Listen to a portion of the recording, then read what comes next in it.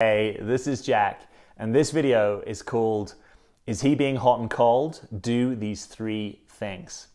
Hey, welcome to the channel. My name's Jack Butler. I'm a relationship coach, and I release at least 2 new videos each week on relationships and what I call real personal development, not tips, tricks, and gimmicks, but real personal development for adults that want to dig in and do the deeper inner work to be free and loving and be in a real relationship. If that is you, I'd love to have you with us.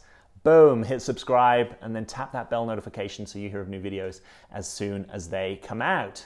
All right, let's talk about hot and cold guy. Okay, so this is going to be a simple 3 things that I want you to do. Number 1, if the guy's been hot and cold with you, I want you to make a communication to him.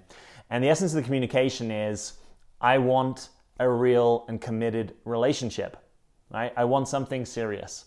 I don't have to know that it's going to go the distance. I just have to know that it has some serious potential. I'm not into hot and cold, right? Or I'm not into this inconsistent communication. If you want a relationship or you want to pursue getting to know me, I'm going to need you to show up consistently.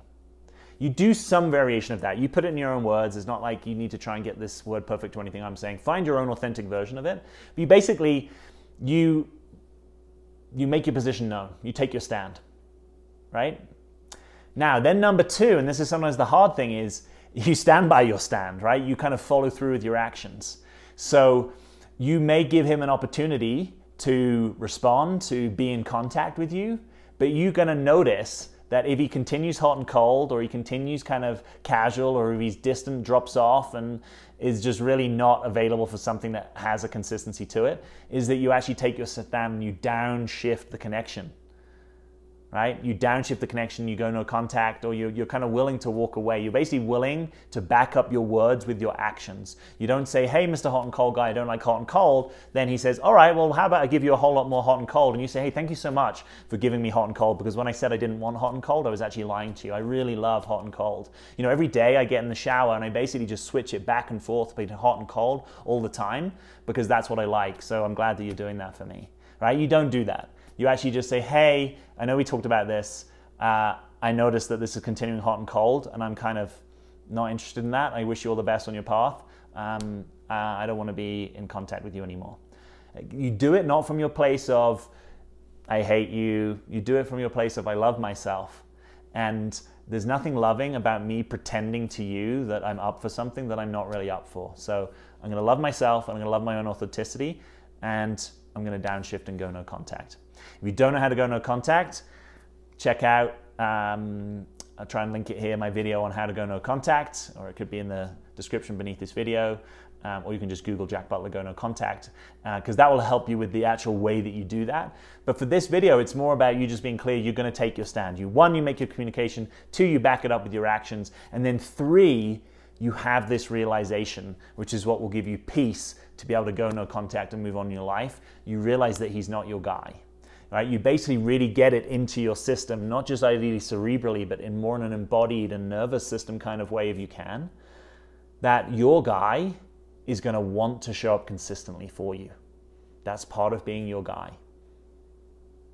He's going to want to show up consistently for you. He's going to want to take care of you. He's going to want to protect you. He's going to want to be present to you, right? Not every moment of every day, right? We want him to have his life and his mission and his purpose, all those good things, that might even be his top priority. But in terms of you, you are one of his priorities, and he's consistent towards you. Hot and cold guy doesn't become your guy. He only becomes your guy in the rare instances where he says, oh, yeah, I get it. I've been treating you like an option, and actually I want to make you some kind of priority. Thank you. You've sobered me up. I'm going to jump up and step through that threshold, the standard that you've set for me. That can happen, but you'll know it when it happens, right? You'll be able to see and notice that step change. If that step change is not in place, you have your answer. He's not your guy. And even if that's difficult for you to know and be with, there is something so powerful in realizing this, in self-possessing, in taking ownership of your own experience to notice, yeah, let me just trust myself and my intuition. You know, this hot and cold guy is not my guy. You know, I might find him really attractive. He might have some very compelling characteristics. There might be parts of him that I really love. But actually, you know, you can love the wheels of a BMW, right? But if it's not the whole BMW, it just ain't gonna work. We can just love the wheels, but we're not gonna drive, right? If you're going to drive with the guy, the whole car, so to speak, has to be there. His inness, his desire, his wanting the job, his commitment, his showing upness has to be there. And that doesn't just suddenly happen overnight, right? Hot and cold guy doesn't become your guy. He's revealed his colors to you. So the third thing is you just actually fully owning, not I did something wrong, not, oh, if only this was another time, or, oh, he seemed to like me, now he doesn't. Did I do something? Did I say something? Just stop that. That's just so much noise that you don't need. You just need to get with the program, realize he's not your guy, and your guy is out there. So why waste more time and energy on this guy?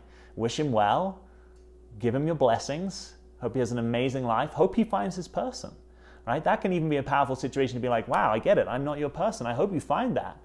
I really hope they're cool. I hope you guys have a great connection. But you know what? I'm in the business of finding my person. And I know now that you're not. And I can still be attracted to you. I can still think you're awesome. I can still have all sorts of things like that. But I get that you're not my guy. And my attention is now redirected elsewhere. You won't be hearing from me. I don't want to have a text relationship with you. I'm just wishing you well. Blessings on your path. So I hope these 3 steps make sense. Make your communication, take your stand, and then realize that he's not your guy. And if you can do those things, all the power to you. I think it will really serve you. I would love to know what your experience is. Let me know your experience. Questions and comments below this video. As always, I'm Jack. Thanks for being here.